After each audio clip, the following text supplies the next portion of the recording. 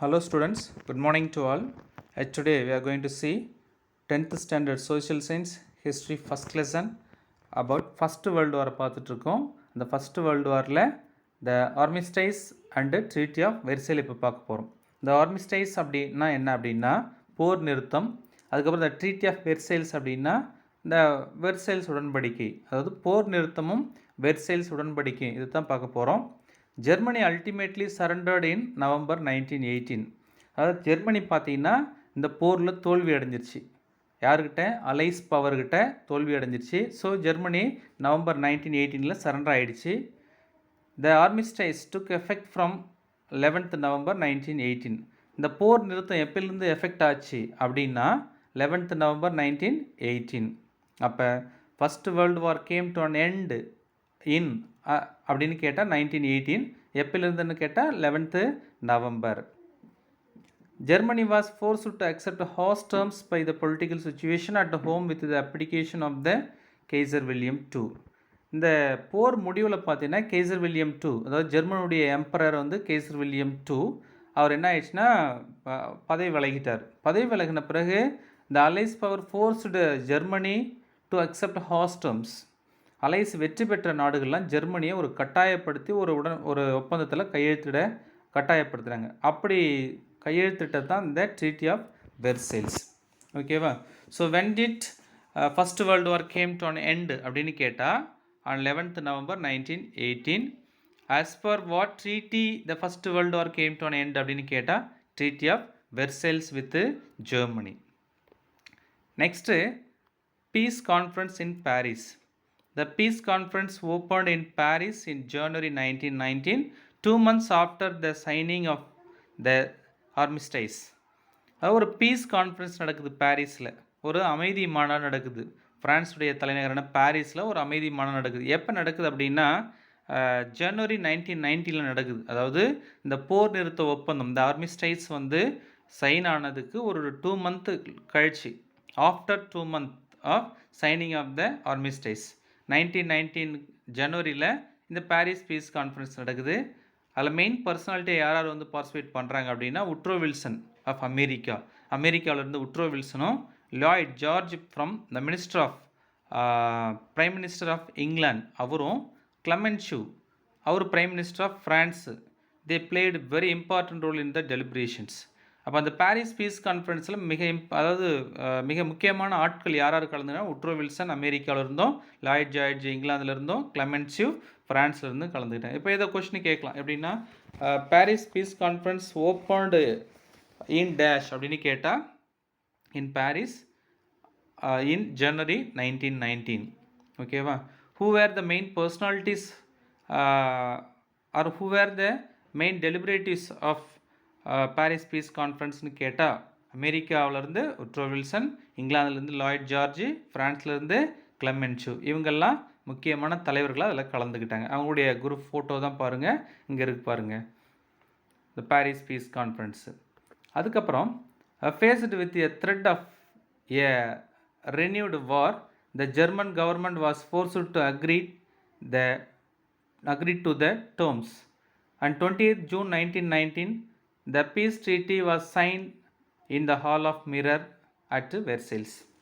இப்போ போர் முடிஞ்ச உடனே ஜெர்மன் கவர்மெண்ட்டை வந்து பார்த்திங்கன்னா ஒரு ஹார்டான ஒரு டேர்ம்ஸு, சில நிபந்தனையோடு வந்து கட்டாயப்படுத்தி இந்த ஜெர்மனிகிட்ட கையெழுத்து வாங்கினாங்க, ஒரு ட்ரீட்டியை போட்டுக்க வச்சாங்க. எப்போ அப்படின்னா 28th June 1919.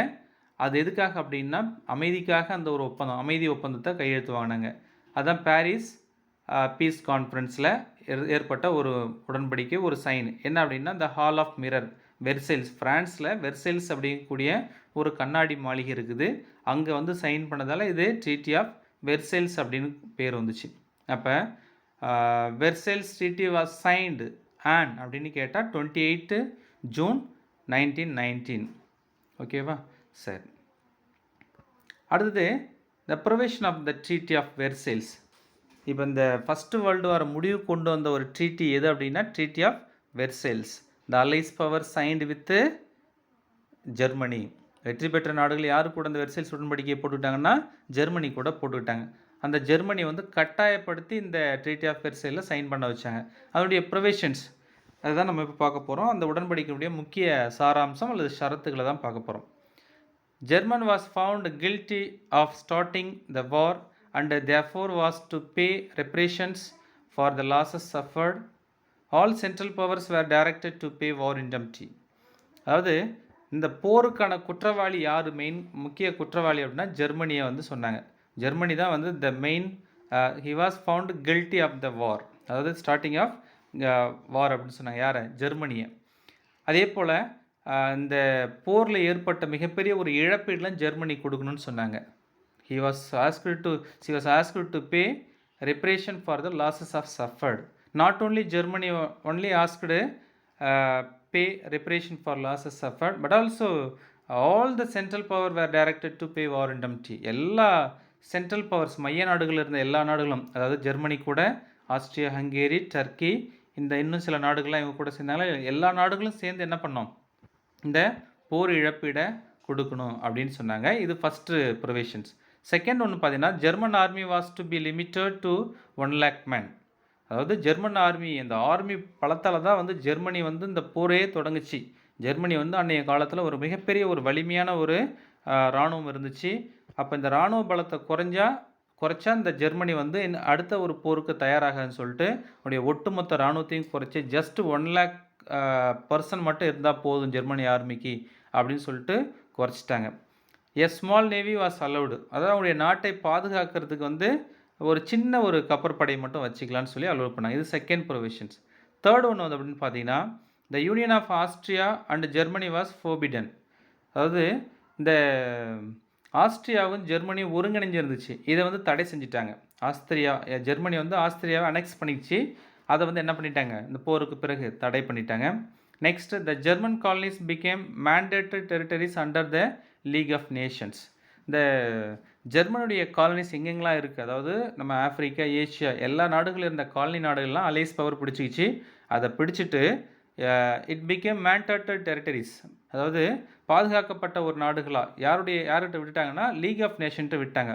அப்போ all colonies of Germanies became mandated territories under the League of Nation, அவங்கள்ட்ட போயிடுச்சு.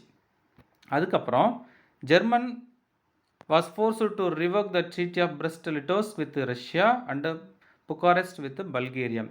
அந்த ஃபஸ்ட்டு வேர்ல்டு வாரில் வந்து ரஷ்யா வந்து போர்லேருந்து விலகும்போது என்ன பண்ணிச்சுன்னா ஜெர்மனி கூட ட்ரீட்டி ஆஃப் பிரெஸ்ட் லிட்டோஸ்க் அப்படிங்கக்கூடிய ஒரு ட்ரீட்டியை போட்டுச்சு. அதே போல் புக்காரெஸ்ட் ட்ரீட்டி வந்து பல்கேரியா கூட போட்டுச்சு ஜெர்மனி. அப்போ இந்த 2 ட்ரீட்டியும் வந்து திரும்ப வாபஸ் பெறணும் ஜெர்மனி. ரஷ்யாட்டிருந்து பிரெஸ்ட் லிட்டோஸ்க் உடன்படிக்கையை வாபஸ் பெறணும், அதே மாதிரி பல்கேரியாட்டிருந்து புக்காரெஸ்ட்டை ரெடியூஸ் பண்ணணும் அப்படின்னு சொன்னாங்க. அப்போ இவ்வளோ நிபந்தனையான அந்த உடன்படிக்கை ஜெர்மனி ரிவோக் பண்ணின்னு சொல்லிட்டாங்க. இது ஒன்று. அதுக்கப்புறம் Alsace Lorraine was written to France. இந்த 1871 ஃப்ராங்கோ ப்ரஷியா வார் நடந்துச்சு. அந்த ஃப்ராங்கோ ப்ரஷியா வாரில் வந்து Germany occupied Alsace Lorraine from France அப்படின்னு பார்த்தோம். இப்போ அந்த போருக்கு பிறகு வந்து பார்த்திங்கன்னா அந்த அல்சேஸ் லொரைனை வந்து திரும்ப ஃப்ரான்ஸுக்கிட்ட கொடுத்துடணும் அப்படின்னு சொல்லிட்டாங்க. Next, the former Russian territories of Finland, Estonia, Latvia, Lithuania were to be independent. அதாவது முன்னால் அந்த ரஷ்யானுடைய கட்டுப்பாட்டில் இருந்த நாடுகள் எதுன்னா ஃபின்லாந்து, எஸ்டோனியா, லாத்வியா, லித்துவேனியாலாம் அது சுதந்திரத்தன்மையோடு செயல்படலாம் அப்படின்னு சொல்லிட்டு ரெகனைஸ் பண்ணிட்டாங்க. அதுக்கப்புறம் northern Schleswig was given to Denmark and some small districts to Belgium. Northern செல்ஸ்விக்ஸ் அப்படிங்கக்கூடிய ஒரு பகுதி யார்கிட்ட கொடுத்துட்டாங்கன்னா டென்மார்க்கிட்ட கொடுத்துட்டாங்க. அப்புறம் சில சின்ன மாவட்டங்கள் வந்து பார்த்திங்கன்னா பெல்ஜியத்துக்கிட்ட கொடுத்துட்டாங்க. இது ஒரு ப்ரொவிஷன்ஸ். அதுக்கப்புறம் போலந்து வாஸ் ரீக்ரியேட்டட். போலந்து அப்படிங்கக்கூடிய ஒரு நாடு முதல் உலக போருக்கு முன்னாடி இருந்தாலும் அது அவ்வளோவா கிளியர் இல்லாமல் இருந்துச்சு. இப்போ போலந்து அப்படிங்கக்கூடிய ஒரு புதிய ஒரு நாட்டை புதுசாக உருவாக்குறாங்க. அதுக்கப்புறம் Rhineland was to be occupied by the allies. Rhineland அப்படிங்கக்கூடிய ஒரு பிளேஸ், ரொம்ப ஒரு ரிச் இன் பிளேஸ்ன்னு சொல்லுவாங்க, அதை அலைஸ் வந்து ஆக்குபை பண்ணிடுச்சு. The area on the east bank of Rhine was to be demilitarised. அதாவது இந்த ஈஸ்ட் பேங்க், இந்த ரைன் அப்படிங்கக்கூடிய ரிவருக்கு, அந்த ரிவரில் கிழக்கு பகுதியில் இருக்கக்கூடிய கிழக்கு கரையில் இருக்கக்கூடிய இந்த ரைனை வந்து பார்த்திங்கன்னா டீமிலிட்டரைஸ்டு ஜோனாக மாற்றிட்டாங்க. அதாவது இராணுவம் இருக்கக்கூடாது அப்படிங்கக்கூடிய ஒரு நிலைக்கு அதை என்ன பண்ணிட்டாங்க, மாற்றிட்டாங்க. இதுதான் அந்த ப்ரிவிஷன்ஸ் ஆஃப் ட்ரீட்டி ஆஃப் வெர்சைல்ஸ். அதுக்கப்புறம் President Woodrow Wilson laid down his 14 points which were to be followed by the allies அப்படின்னாரு. அதாவது அமெரிக்கன் பிரசிடெண்ட் வந்து உட்ரோ வில்சன் அவர் என்ன பண்ணாருன்னா ஒரு 14 பாயிண்ட் ஸ்கீமை இன்ட்ரடியூஸ் பண்ணார். அதை வந்து அலைஸ் நாடுகள் பின்பற்றும் அப்படின்னு சொல்கிறார். இந்த ஃபஸ்ட் இது முடிஞ்ச உடனே, இந்த போர் முடிஞ்ச உடனே அதில் என்ன சொல்கிறாருன்னா, the most important one he highlighted was need for a general association of nations for the purpose of affording mutual guarantees of political independence and territorial integrity to great and small states like. என்ன சொல்கிறார் அப்படின்னா, ஒரு பொதுவான ஒரு குழு உருவாக்கப்படும். எதுக்காக அப்படின்னா, மியூச்சுவல் கேரண்டி, அதாவது ஒரு அரசியல் சுதந்திரமும் உள்நாட்டு ஒற்றுமையை அங்கே கிரியேட் பண்ணப்படும். அது சின்ன நாடோ பெரிய நாடோ எந்த பாகுபாடு இல்லாமல் அனைவரும் சமமாக அரசியல் சுதந்திரத்தையும் இந்த உள்நாட்டு பாதுகாப்பையும் அங்கே நிர்வகிப்பதற்கு ஒரு கழகம், ஒரு குழு ஏற்படுத்தப்படும் அப்படின்னு சொல்கிறார். யார் சொல்கிறாருன்னா உட்ரோ வில்சன் சொல்கிறார். ஹூ இன்ட்ரடியூஸ்டு 14 பாயிண்ட்ஸ் அப்படின்னா Woodrow Wilson of America. Next separate treaties were drawn up and signed by the allies with Austria, Hungary, Bulgaria and Turkey. போர் முடிஞ்ச உடனே பார்த்தீங்கன்னா ஒவ்வொரு இப்போ ஜெர்மனி கூட ட்ரீட்டி ஆஃப் வெர்சைல்ஸ் போட்டுவிட்டாங்க. As well as the separate treaty were signed with all central powers by allies. Germany கூட அந்த ட்ரீட்டி ஆஃப் வெர்சைல்ஸ் போட்டுக்கிட்ட மாதிரி ஒவ்வொரு சென்ட்ரல் பவர்ஸ் நாடு கூட அலைஸ் என்ன பண்ணிச்சு, தனித்தனியான ஒரு ஒப்பந்தம் போட்டுச்சு. அப்போ பார்த்தீங்கன்னா யாரார் கூடனா ஆஸ்ட்ரியா கூட, ஹங்கேரி, பல்கேரியா கூட போட்டுச்சு, டர்க்கி கூடயும். த ட்ரீட்டி வித் டர்க்கி என்ன அப்படின்னு பார்த்தீங்கன்னா ட்ரீட்டி ஆஃப் செவரேஸ். இப்போ எப்படி கேட்கலாம், இப்போ Sevres treaty was signed with Turkey. The allies power signed a treaty of Sevres with Turkey. What treaty was signed with Turkey at the end of the First World War? Niketa Treaty of Sevres. Though accepted by Sultan, failed because of resistance of Mustafa Kemal Pasha and his followers. அதை வந்து அந்த டர்க்கியினுடைய சுல்தான் வந்து accept பண்ணிக்கிட்டாரு. ஆனாலும் பார்த்தீங்கன்னா அந்த Mustafa Kemal பாஷா அவருடைய followers என்ன பண்ணல, அதை ஏற்றுக்கல. ஓகேவா? சரி, next fall out of the first world war. அதாவது இந்த effect of the first world வார்னு சொல்லலாம், முதல் உலகப் போருடைய விளைவுகள். The first world war left a deep impact on European society and polity. இந்த ஃபஸ்ட்டு வேர்ல்டு வார் முடிஞ்சது வந்து பார்த்திங்கன்னா யூரோப்பியன் சமூகத்துலேயும் சரி, அரசியலையும் சரி, ஒரு மிக ஆழமான ஒரு சேஞ்சஸ், ஒரு தாக்கத்தை ஏற்படுத்துச்சு. Through conscription and through air raids, the war had involved and affected for more of the population than in the past. இப்போ என்ன பண்ணாங்கன்னா, இந்த இடத்துல வந்து கட்டாய இராணுவ சேவையை எல்லா நாடுகளும் பின்பற்றினாங்க. ஒவ்வொரு நாட்டிலையும் இராணுவ வீரர்களை நிறைய பேரை போரில் ஈடுபடுத்தினாங்க. விமான தாக்குதலையும் ஈடுபடுத்தினால வந்து பார்த்திங்கன்னா நிறைய பொதுமக்கள் வந்து கடந்த காலங்களில் பாதிக்கப்பட்டதுடன் மிகப்பெரிய ஒரு அளவில் பாதிக்கப்பட்டாங்க. 8 million had died in 4 years. 8 million மக்கள் வந்து இந்த 4 வருஷத்தில் இறந்துருக்காங்க. while more than twice as many were wounded and many crippled for life. அதில் பாதி பேர், 8 மில்லியன் பேர் இறந்து போயிட்டாங்க 4 வருஷத்தில். அதில் அதை விட 2 மடங்கு பேர் வந்து மிகப்பெரிய காயத்துக்கு உள்ளாயிருந்தாங்க. நிறைய பேர் வந்து பார்த்திங்கன்னா அவங்களுடைய வாழ்க்கையே வந்து எந்த ஒரு வேலையும் செய்ய முடியாத அளவுக்கு உடைய கை காலெலாம் இழந்து போயிட்டு இருந்தாங்க. Next, millions more had succumbed to the worldwide influenza of 1918. அதாவது மில்லியன் கணக்கான மக்கள் 1918 இன்ஃப்ளூயன்ஸா அப்படிங்கக்கூடிய ஒரு நோயால் பாதிக்கப்பட்டு மாண்டு போனாங்க. The outcome in all country was imbalance between the sexes, a shortage of man, soldiers came to be placed above civilians. அப்போ இது மாதிரி போரில் 8 மில்லியன் பேர் இறந்து போயிட்டாங்க. அப்புறம் நிறைய பேர் காயம் அடைஞ்சிட்டாங்க. அப்புறம் பார்த்தீங்கன்னா நிறைய பேர் வாழ்நாள் முழுக்க இயலாமைக்கு போயிட்டாங்க. 1918 இன்ஃப்ளூயன்ஸா நோயால் நிறைய பேர் இறந்து போயிட்டாங்க. அப்படி இறந்து போனதால் நிறைய மென்ஸ் ஷார்ட்டேஜ் ஏற்பட்டுச்சு. அதாவது ஆண்கள் நிறைய பேர் இல்லை சமூகத்தில். அந்த பாலின விகிதாச்சாரம், செக்ஸ் ரேஷியோ வந்து குறைஞ்சி போச்சு. நிறைய பெண்கள் இருந்தாங்க, ஆண்கள் வந்து கம்மியாக மட்டும் இருந்தாங்க. ஏன்னா நிறைய பேர் இறந்து போயிட்டாங்க போருக்கு போயிட்டு. அதனால் பார்த்தீங்கன்னா soldiers came to be placed above the civilian. பொதுமக்களை விட பார்த்தீங்கன்னா சோல்ஜருக்கு நிறைய மரியாதை கொடுத்தாங்க. The war and its aftermath turned out to be a stirring period of history. அதாவது இந்த போர்க்காலங்களையும் சரி, போர் முடிஞ்ச பிறகும் சரி, அதாவது அந்த வரலாற்றில், உலக வரலாற்றிலே அது ஒரு மிக முக்கியமான அதனுடைய உலக வரலாற்றை புரட்டி போட்ட ஒரு காலம் அப்படின்னு சொல்லலாம். இந்த போர்க்காலமும் சரி, போருக்கு பிந்தைய காலமும் சரி. அப்படி பார்த்தீங்கன்னா the most striking of all was the rise and consolidation of Soviet Union, the USSR or the union of Socialist and Soviet Republics as it was called. அப்படி ஒரு ஸ்டைரிங்கான ஒரு ஹிஸ்ட்ரி என்ன அப்படின்னா, கன்சாலிடேட் பண்ணாங்க. இந்த சோவியத் யூனியன் அப்படின்னு ஒன்று create பண்ணாங்க. அதாவது என்னென்னா யுஎஸ்எஸ்ஆர்னு சொல்லக்கூடியது யூனியன், எஸ்னா சோசியலிஸ்ட், இன்னொரு எஸ்னா சோவியத், ஆர்னா republic, union socialist Soviet republic அது உருவானது. America entered the war as a debtor country, but it emerged as the money lender to the world in aftermath of the war. போரில் பங்கு பெறும்போது America வந்து ஒரு கடன் வாங்குபவர், அது டெபேட்டர் கண்ட்ரியாக உள்ளே நுழைஞ்சுது. ஆனால் போர் முடிஞ்ச பிறகு இந்த மணி லெண்டர், அது உலகத்துக்கே போர் முடிஞ்ச பிறகு ஒரு கடன் கொடுக்கக்கூடிய அளவுக்கு ஒரு பணக்கார சக்தியாக அந்த America உருவாயிடுச்சு. Another outstanding event of this period was awakening of the colonies and their inspired attempts to gain freedom. இன்னொரு முக்கியமான ஈவெண்ட்ஸ் என்ன அப்படின்னா, போர் முடிஞ்ச பிறகு நிறைய காலனி நாடுகள், பிரிட்டிஷ் காலனி நாடுகள் வந்து பார்த்திங்கன்னா ஒரு விழிப்புணர்வு அடைஞ்சது. எதுக்காக அப்படின்னா, to attain freedom for their Nations.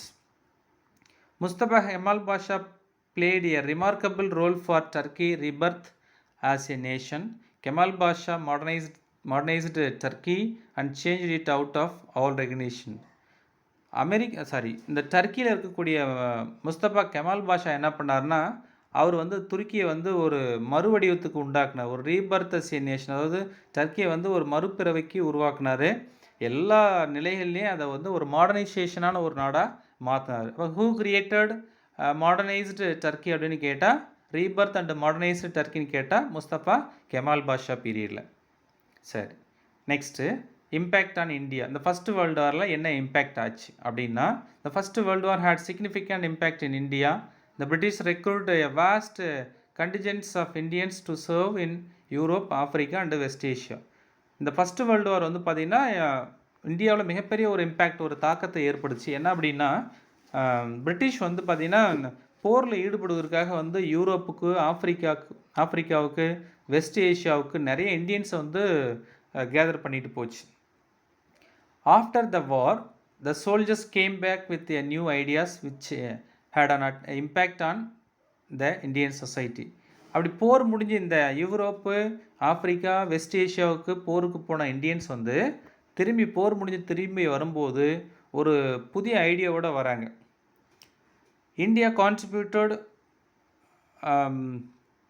230 pounds then million in cash, over 125 million in loans towards the war expensive.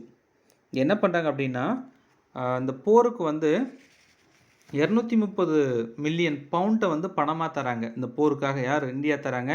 அதே போல் 125 மில்லியன் பவுண்டை வந்து லோனாக தருது, கடனாக தருது. எதுக்கு? இந்த போர் செலவுக்காக. யாருக்கு? பிரிட்டிஷுக்கு. India also sent a war material to the value 250 million pound, 250 million பவுண்டை வந்து போர் தளவாடங்களை அனுப்புது. This caused enormous economic distress.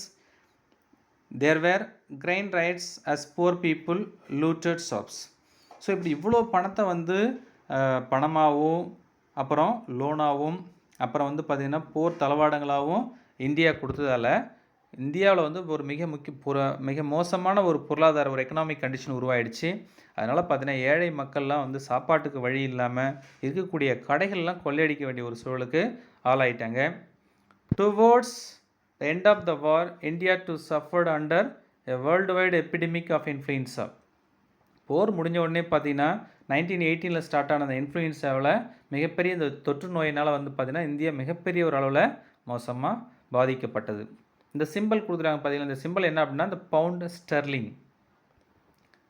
Next, the war conditions lead to the rise of home rule movement in India. The Congress was reunited during the war. இந்த போர் பார்த்திங்கன்னா நமக்கு இந்தியாவில் ஒரு ஹோம் ரூல் மூவ்மெண்ட், ஒரு தன்னாட்சி இயக்கம் ஏற்படுவதற்கு காரணமாக இருந்துச்சு. அதே போல் பிரிஞ்சு போன காங்கிரஸ், மாடரேட் எக்ஸ்ட்ரீமிஸ்ட்னு தனியாக பிரிஞ்சு போனாங்க. அவங்க வந்து ரீயூனைட்டடாக திரும்ப ஒருங்கிணைக்கப்படுவதற்கு காரணமாக இந்த ஃபஸ்ட்டு வேர்ல்டு வார் இருந்துச்சு. அதுக்கப்புறம் India and Indians had taken an active part in the war, believing that Britain would reward India's loyalty.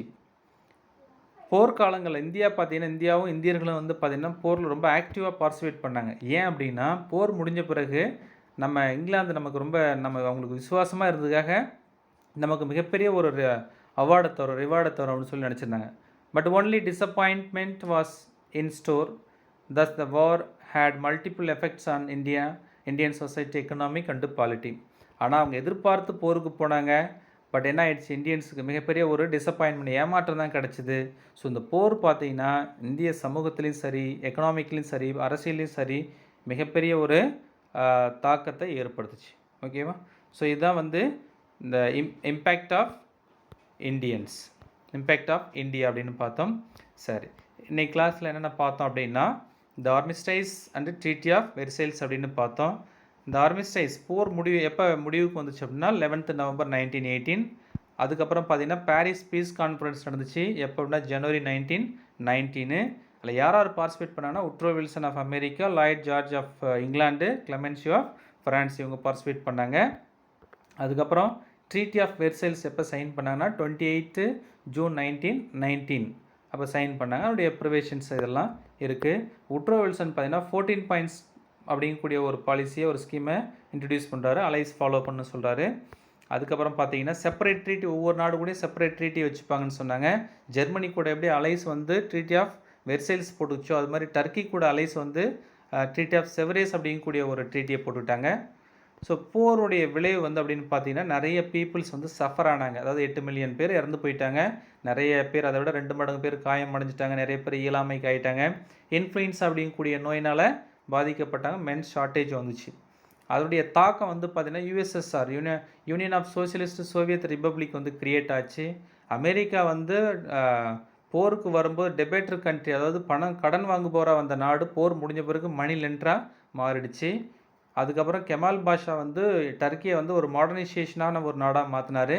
Impact of இந்தியான்னு வந்து பார்த்திங்கன்னா இதில் வந்து இந்தியா போர் பீரியடில் வந்து பார்த்திங்கன்னா இந்தியன்ஸ் வந்து யூரோப், ஆஃப்ரிக்கா, வெஸ்ட் ஏஷியாவுக்கு போனாங்க. அவங்க வரும்போது ஒரு நியூ ஐடியாவோட வராங்க. நிறைய கடன் கொடுக்குறாங்க. அதாவது நிறைய பணமாகவும் கடனாகவும் கொடுத்தாங்க.